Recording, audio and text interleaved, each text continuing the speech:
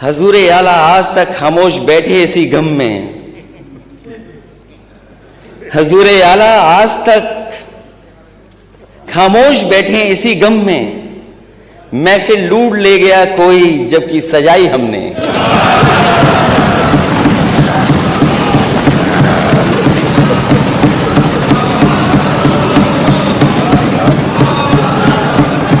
कुछ बात है कि हस्ती मिटती नहीं हमारी, सदियों राह दुश्मन दौरे जहां हमारा।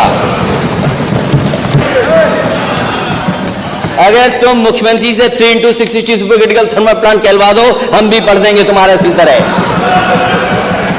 माननीय सदस्य थोड़ा दुखी है। कौन? आप कभी दुखी नहीं करते हैं किसी को। अरे मैं माननीय स्वामी जी से। अच्छा स्वामी जी अच्छे इंसान देखिए स्वामी जी, देखिए स्वामी, देखिए क्या है स्वामी जी की पर्सनालिटी देखिए आप। पर्सनालिटी है वो, पर्सनालिटी थोड़ी है। अगर आप स्वामी जी की पर्सनालिटी देखिए, इनके सामने हर पर्सनालिटी फीकी है। अध्यक्ष महोदय, शुरू करने से पहले शेर कोई भी अब उनके मुंह से अच्छे ही नहीं लगते। शेर कोई भी अब उनके मुंह से अच्छे नहीं लगते। 46 में 56 की जो बात है करते।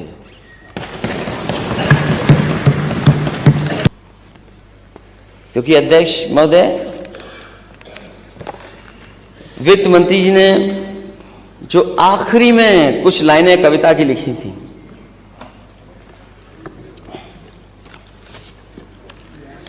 जो आखिरी में कुछ कविताओं की लाइन लिखी थी,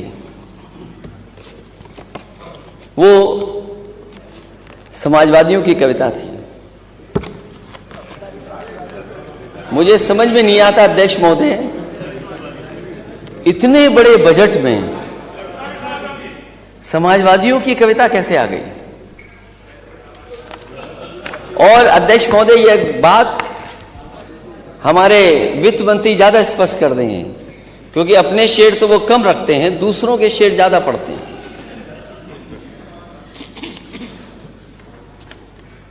ये बात भी साफ होनी चाहिए अध्यक्ष महोदय। जो बजट में आखिरी लाइनें हैं आपकी, वो किसकी कविताएं थी, लाइनें किसकी हैं और किसके लिए कही गई थी। मुझे नहीं पता कि कौन किसके गांव का पता ढूंढ रहा था। हमें तो आपके गांव का पता ही नहीं पता।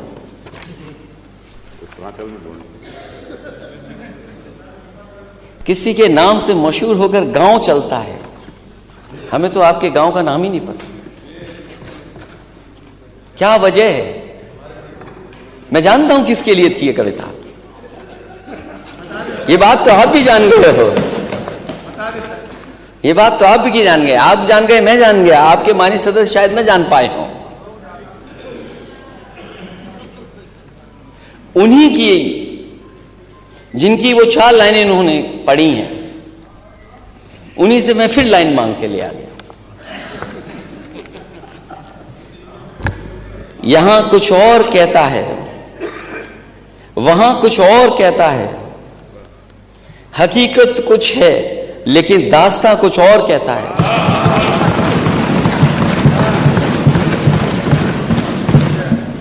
यहां कुछ और कहता है, वहां कुछ और कहता है, हकीकत कुछ है लेकिन दास्तां कुछ और कहता है। कली से ताजगी फूलों से खुशबू हो गई गायब, कली से ताजगी फूलों से खुशबू हो गई गायब।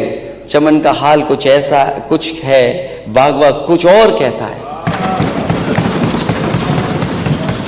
कली से ताजगी फूलों से खुशबू हो गई गायब, चमन का हाल कुछ है, बागवा कुछ और कहता है। अध्यक्ष महोदय, पहचान गांव की,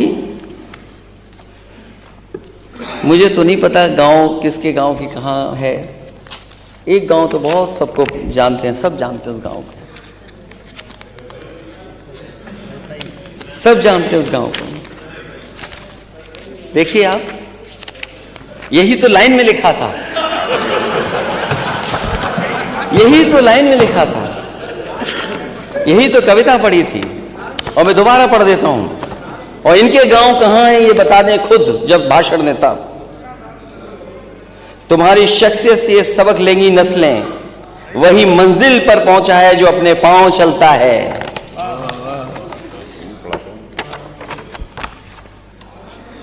डुबा देते हैं कोई नाम तक भी खानदानों का,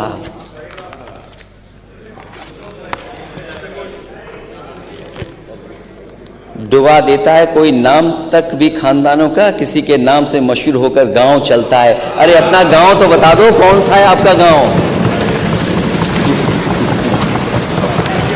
अपना गांव तो बता दो।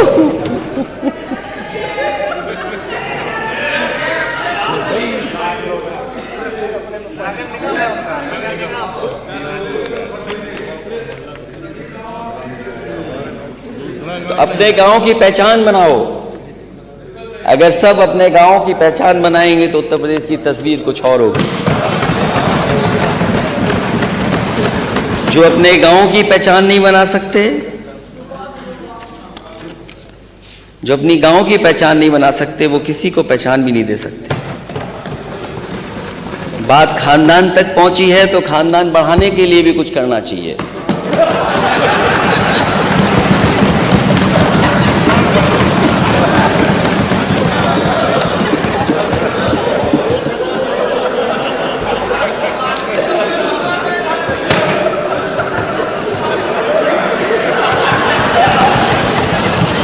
अब तो बात पहुंच गई कहां पहुंचनी थी।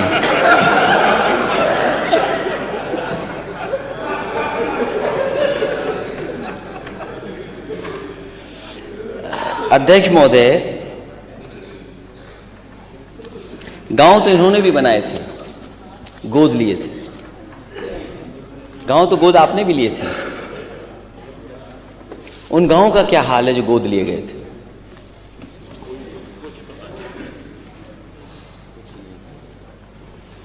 अब तो आपके वहां पांव नहीं पड़ते जिन गांव को आपने गोद लिया। क्या वजह है? क्या वजह है कि जिन गांवों को आपने गोद लिया था उन गांवों में आपके पांव भी नहीं पड़ रहे? तो सोचो, अपने गोद लिए हुए गांव का ये हाल है। हालांकि ये बात कही गई कि मैंने प्रभु राम का नाम नहीं लिया। जब प्रभु राम दिल में ही बसते हों तो फिर नाम लेने की जरूरत क्या है?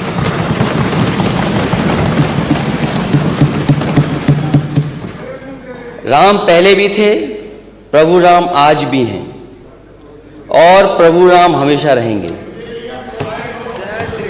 जब हम और आप नहीं थे, प्रभु राम तब भी थे, और जब हम और आप नहीं रहेंगे, प्रभु राम तब भी रहेंगे।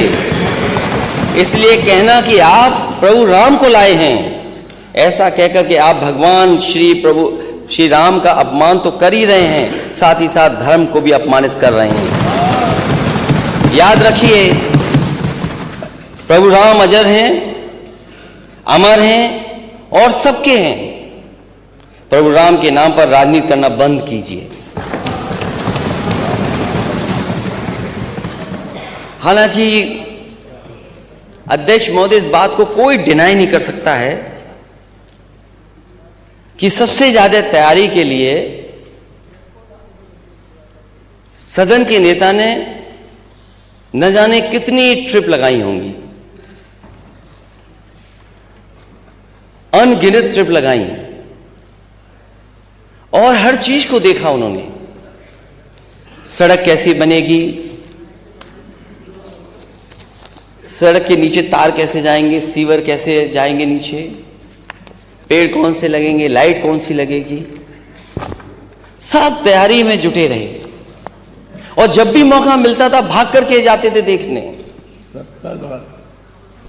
वो गिनती तो मुझे नहीं पता अध्यक्ष महोदय, 70 बार। वो गिनती तो मुझे नहीं पता अध्यक्ष महोदय, लेकिन कुछ गिनती तो होगी।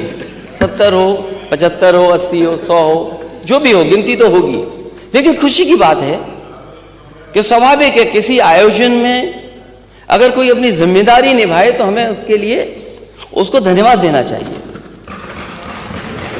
कि जिम्मेदारी निभा रहे हैं वो।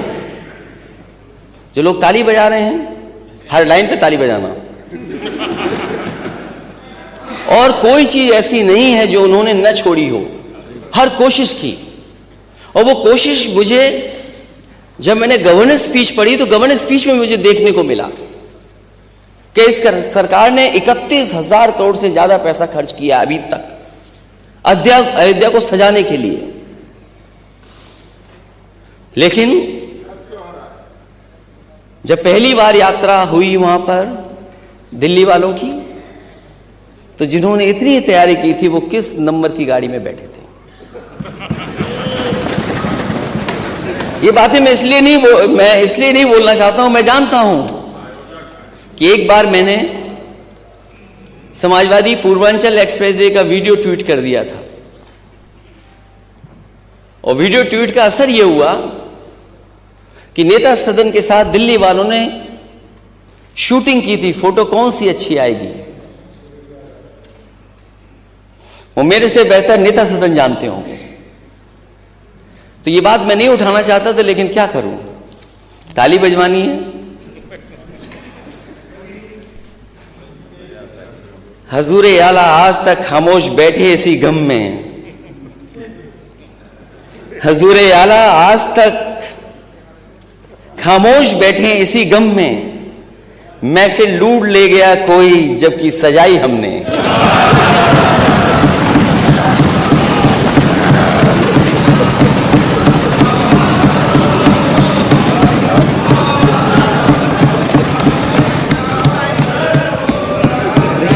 अध्यक्ष महोदय,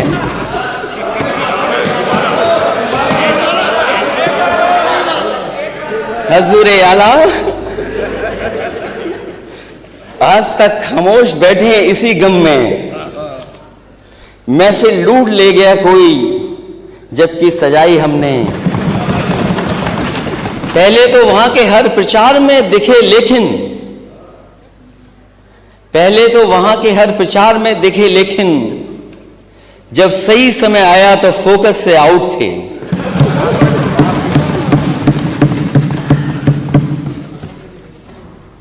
और फोकस से इसलिए आउट थे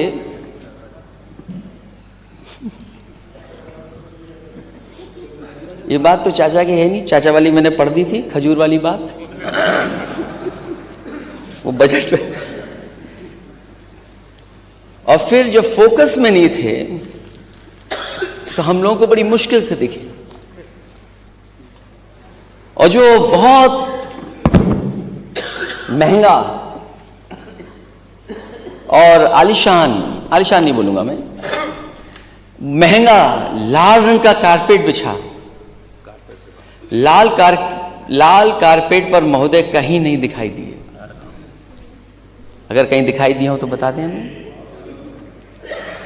और वो भी लाल कारपेट पे मार्क्ड था कि अध्यक्ष महोदय कहां मुड़ना है, और ये निर्देश थे कि लाल कारपेट पे कोई नहीं रहेगा। तो हमें लगता है कि ये लाइन में भी नहीं थे, साइड लाइन में थे। क्योंकि जब कारपेट पे नहीं दिखे तो हम लोग देखा कि हैं कहां, तो ये लाइन में भी नहीं थे, साइड लाइन में थे। और लाखों दिए जलाए पर खुद को रोशनी में न ला पाए।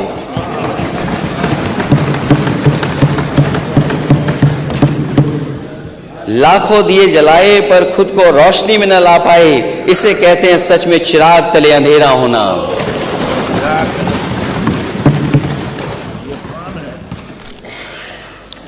नेता सदन, आप उत्तर प्रदेश के मुख्यमंत्री हैं, आप चाचा के नाम पे हमें छेड़ते हो। मैं लेकिन कुछ लोगों के नाम पे आपको नहीं छेड़ना चाहता हूं। मैं समझ सकता हूं जो मुख्यमंत्री होता है कितने दबाव में काम करता है। सुना है किसी ने तस्वीर ट्वीट कर दी थी, वो भी डिलीट करनी पड़ी। जहां तक हमारे वित्त मंत्री जी ने जो सारे जहां से अच्छा की 2 लाइनें पढ़ी, पता नहीं अपने मतलब की चीज निकाल लेते हैं वहां से, ना ऊपर की लाइन पढ़ते हैं ना नीचे की लाइन पढ़ते हैं। ये तो जमाना गूगल का है, जमाना इंटरनेट का है, जमाना छिपाने का नहीं है। हमारे बजट में जो उत्तर प्रदेश का बजट पेश हुआ, मुझे नहीं पता कि किस संदर्भ में उन्होंने 2 लाइनें लिखी, लेकिन मुझे खुशी इस बात की कि अल्लामा इकबाल जिन्होंने सारे जहां से अच्छा लिखा, उसकी लाइन आपके बजट में आ गई। तो आप बहुत सेकुलर हैं।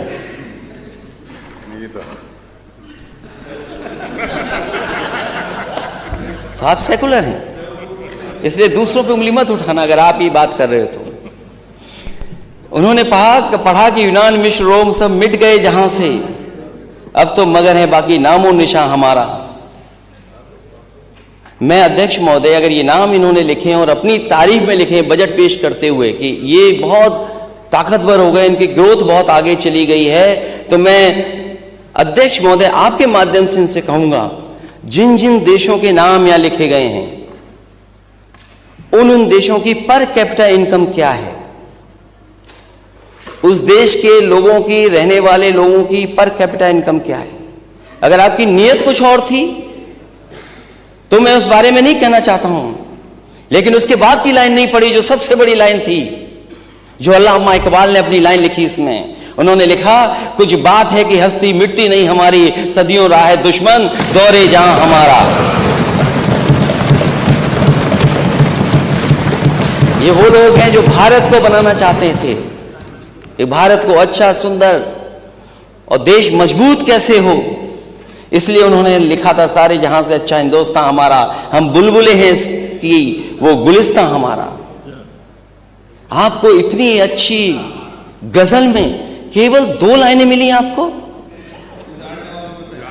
केवल 2 लाइनें मिली आपकी, जो लाइनें हटा दी गई थी इस गाने से, इस गजल से 2 लाइनें हटा के। मैं मिलिट्री स्कूल से पढ़ा हूं अध्यक्ष महोदय, कोई दिन नहीं जाता था जिस दिन सारे जहां से अच्छा नहीं गाते हो हम लोग। और मैं कहता हूं अध्यक्ष महोदय, अगर मैं एक बात इसमें गलत कह रहा हूं तो जाकर के मिलिट्री स्कूल के किसी भी बच्चे से मिल लेना, पूछ लेना, जो वहां पे आर्मी के ऑफिसर्स प्रिंसिपल बनते थे उनसे पूछ लेना। ये गाना हर दिन मिलिट्री स्कूल में हम लोगों ने गाया है, सारे जहां से अच्छा हिंदुस्तान हमारा, हम बुलबुले हैं इसकी, वो गुलिस्तान हमारा।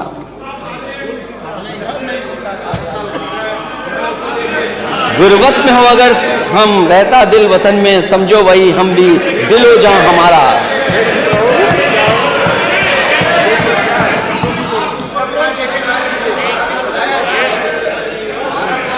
अध्यक्ष महोदय, ये कुछ ऐसे लोग हैं, अध्यक्ष महोदय कुछ ऐसे लोग हैं, जब वो विभाग में मंत्री थे, क्यों मंत्री हटा दिए गए, अब बोल रहे हैं उसके लिए। विभाग को तुमने क्या किया था, विभाग के लिए माननीय सदस्य ने, पर्वत वो सबसे ऊंचा हमसाया आसमां का, वो संतरी हमारा, वो पासबा हमारा। गोदी में खेलती है जिसकी हजारों नदियां, गुलशन है जिसके दम से रश के जिन हमारा।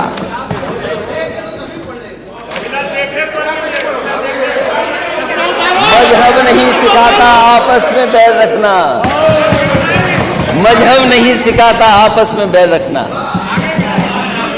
हिंदी है हम, वतन है हिंदुस्तान हमारा।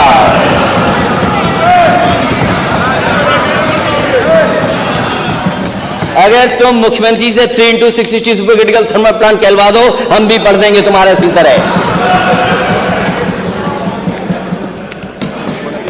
इसलिए उतना ही बोलना अध्यक्ष महोदय ठीक है जितना बोलना चाहिए।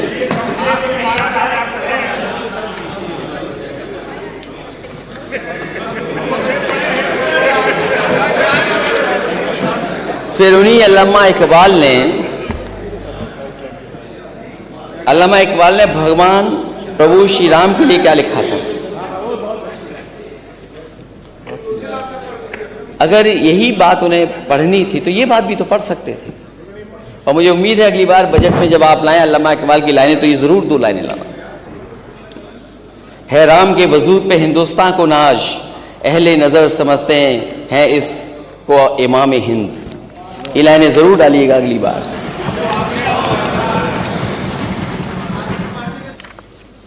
हालांकि हम लोगों ने कई बार पूछा है सरकार से कि ये सरकार बताए कि आखिरकार 46 में 56 वाली कहानी क्या है,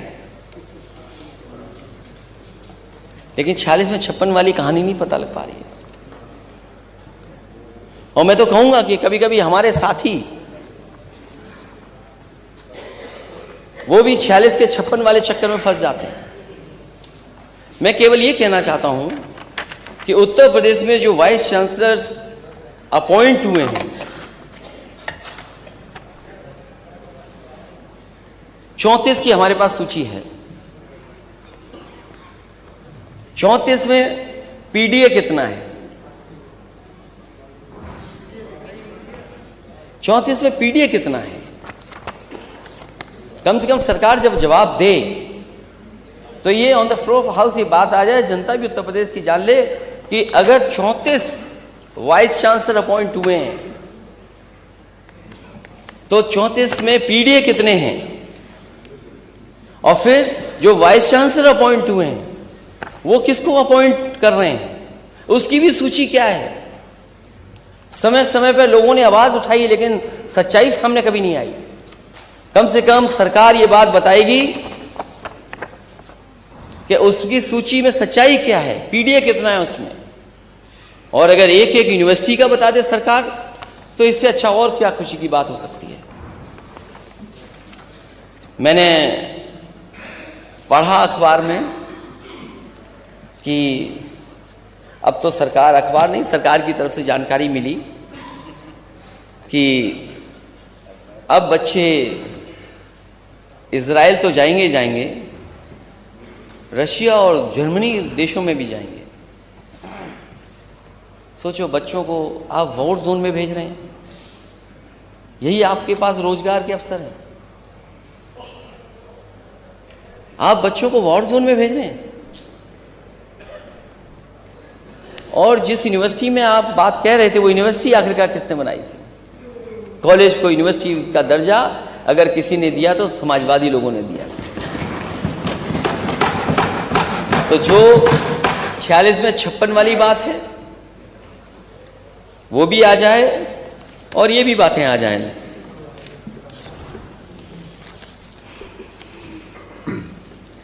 बिजली विभाग बहुत महत्वपूर्ण है कि मैं बहुत सारे विभाग को स्किप कर रहा हूं। मैं सीधा बिजली विभाग पे आता हूं। मैंने पहले भी पूछा, फिर मैं जानना चाहता हूं सरकार से, ये सदन जानना चाहता कि आखिरकार बिजली के कारखानों के लिए आपने बजट का इंतजाम कितना किया है, और जो बजट दिया है देरी किस बात की है, और दिल्ली से कौन सा नया प्लांट मिल गया आपको? एटा का जवाहरपुर परियोजना अभी तक चालू क्यों नहीं हुई? समाजवादियों ने हरद्वागंज में सरकार में उसका शुरुआत कर दी थी। ललितपुर की परियोजना को आगे बढ़ाया, निवली लिग्नाइट की परियोजना आगे बढ़ाई, इलाहाबाद में आगे परियोजना बढ़ाई, और भी जो भी बिजली बन सकती थी, बिजली के कारखाने बनाए जा सकते थे दिल्ली के सहयोग से और उत्तर प्रदेश की अपने संसाधनों से, उन सबको आगे बढ़ाया। आखिरकार ये सरकार क्या कर रही 7 साल से? और 7 साल में नया प्लांट कौन सा आप लेकर के आए दिल्ली से? अध्यक्ष महोदय, ये सरकार बताए कि बिजली का नया प्लांट कौन सा आप लेकर के आए हैं दिल्ली से। अगर एक भी नया पावर प्लांट लाए हो तो बता दें।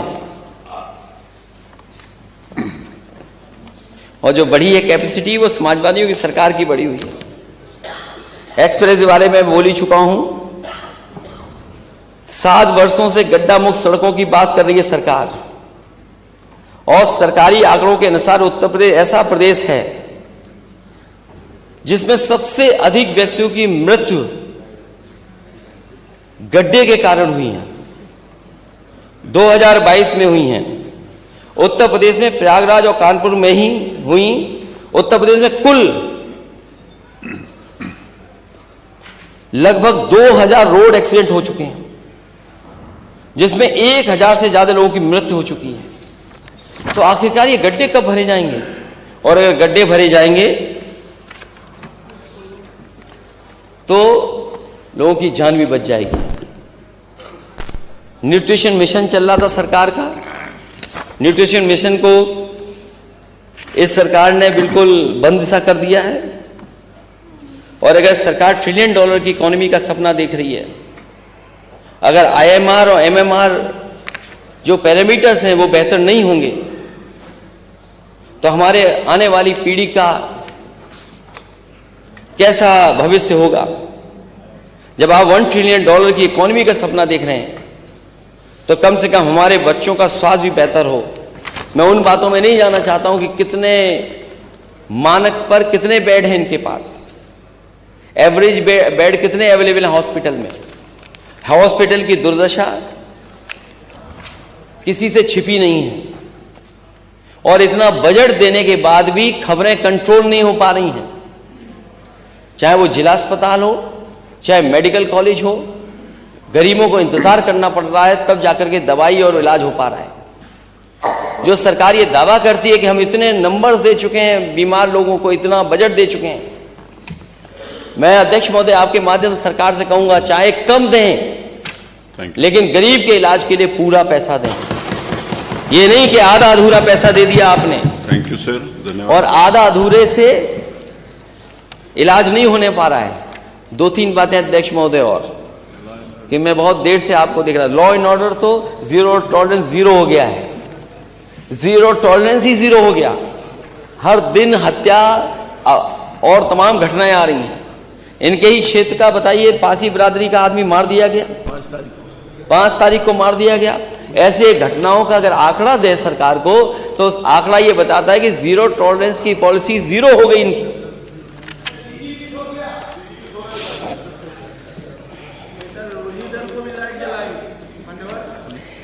BHU में, हालांकि वो सेंट्रल यूनिवर्सिटी है, PDA मात्र 13% है उसमें।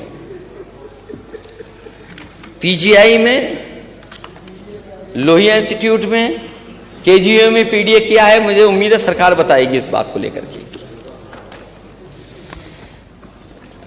अध्यक्ष जी, एक बात पता नहीं अखबारों में कहां से छप गई या प्रचार हो गया, हमारे नेता सदन धर्म की बातों में बड़ा उलझे रहते हैं।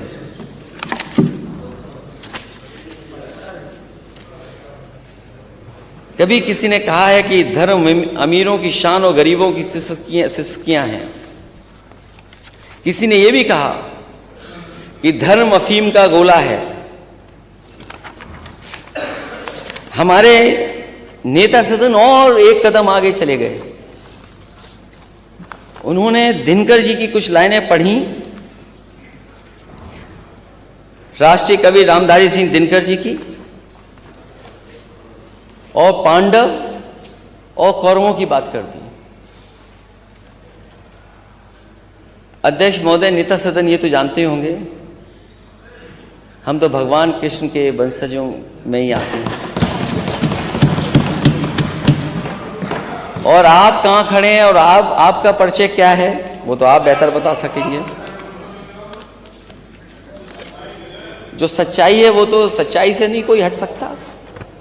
और मैंने हमेशा कहा और फिर कहता हूं कि भगवान विष्णु के सब अवतारों को मैं मानता हूं।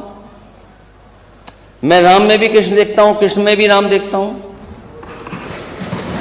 जो राम है हमारे लिए वही कृष्ण है, जो कृष्ण है वही राम है हमारे लिए। अगर आपके अलग हो तो बता दो।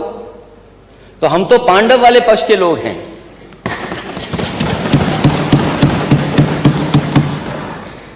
और फिर स्वामी विवेकानंद जी को क्यों भूल जाते हैं आप? उन्होंने जो कोट किया, हालांकि उनके पहले दिन की स्पीच के बारे में बहुत लिखा गया है, बहुत बोला गया है। और उन्होंने जो कहा, मैं उनकी स्पीच का ही कोट कर रहा हूं कि I am proud to belong to a religion which has taught the world both tolerance and universal acceptance. We believe not only in universal tolerance, but we accept all religions as true. I am proud to belong to a nation which has sheltered the persecuted and the refugees of all religions and all nations of the earth. तो सोचिए आप, स्वामी विवेकानंद जी क्या कह रहे हैं? मुझे ऐसे धर्म से होने पर गर्व है जिसने दुनिया को सहिष्णुता और सार्वभौमिक स्वीकृत होने दोनों दिखाई। तो जब हम स्वामी विवेकानंद जी को कोट कर रहे हैं, जिन्होंने कहा हो यूनिवर्सल एक्सेप्टेंस और टॉलरेंस की बात कही हो, यही हमारा सच्चा धर्म है, लेकिन इनका रास्ता पता नहीं कौन सा है। अपनी बात खत्म करते हुए, बातें तो बहुत हैं, महंगाई की बहुत बड़ी बात है।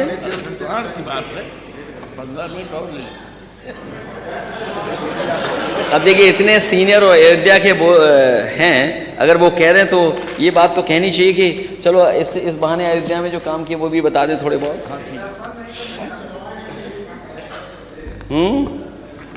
पहले तो उसके लिए भी मेरे पास है, उसके लिए भी मेरे पास है। Thank you sir. ये लोग आपको उकसाते रहेंगे पीछे से जबरदस्ती, पर्ची भेज रहे हैं। अध्यक्ष महोदय ऐसा नहीं, आप स्वयं विद्वान हो। नहीं अध्यक्ष महोदय, मैं आपकी लाइट का सम्मान करता हूं। अभी तो महंगाई पे नहीं बोला मैंने। Thank you.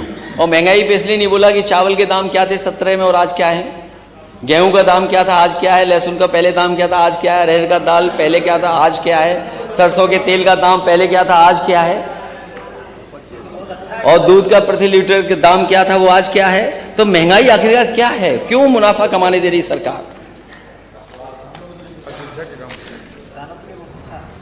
सबसे पहले मैंने जो अपने गवर्नेंस स्पीच पे कहा था वो बात थोड़ी सी दोहरा देता हूं मैं, क्योंकि पता नहीं सरकार जो सुनती है वो करती नहीं है। अयोध्या में विकास के नाम पर लोगों के मकान, दुकान, जमीन ले ली गई, और इस पुण्य काम में क्या सही मुआवजा नहीं मिलना था? ये चाहिए था उन लोगों को। अयोध्या के लोगों के रोते हुए, दुखी, परेशान हाल में उनकी बातों के वीडियो आए हैं,